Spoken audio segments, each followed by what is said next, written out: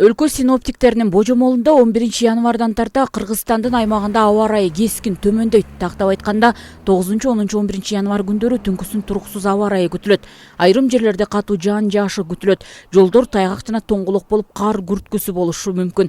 Батыштан соккон шамалдын ылдамдыгы айрым жерлерде секундасына 15-20 метрге чейин жетет. За 2022 год на территории Сыкульской области у нас зарегистрировано 307 пожаров. 2022 жылдын ичинде 307 өрт кырсыгы катталды. Материалдык зыян 87 миллион сомду түздү. Ошондой эле 3 адамдын өмүрү кыйылды. 1 январдан ушул күнгө чейин 15 өрт кырсыгы катталып, эч кимдин ден соолугуна залакасы тийген жок. Өрттүн көбүнчө учуру үй жылыткычтан жана мештин кесепетинен чыгууда.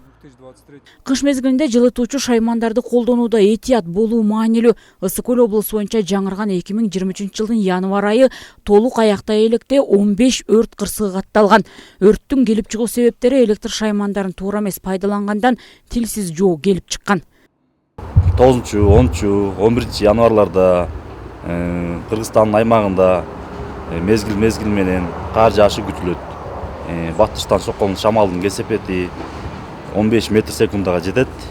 9-10-11 январларда Ысык Көл областынын жарандарына кайрылат элем, алыс жолдорго чыкпоосуна. Бул күйүүчү майлардын эметип, отун, сууларын камдап алыс жакка чыкпоосуна. Аномалдык суук кыштоолордо малды кармоодо, унаа, энергетика жана коммуналдык кызматтардын ишин кыйындатат. Бул күндөрү үйдү жылуулап, малды жайытка чыгарбастан сарайда кармоо туура болорун өзгөчө кырдаалдар министрлигинин өкүлдөрү эскертет. Белгилей кетсек, өлкө боюнча күтүлүп жаткан туруксуз аба ырайынан улам балдардын кышкы эс алуусу дагы 16 январга чейин узартылган.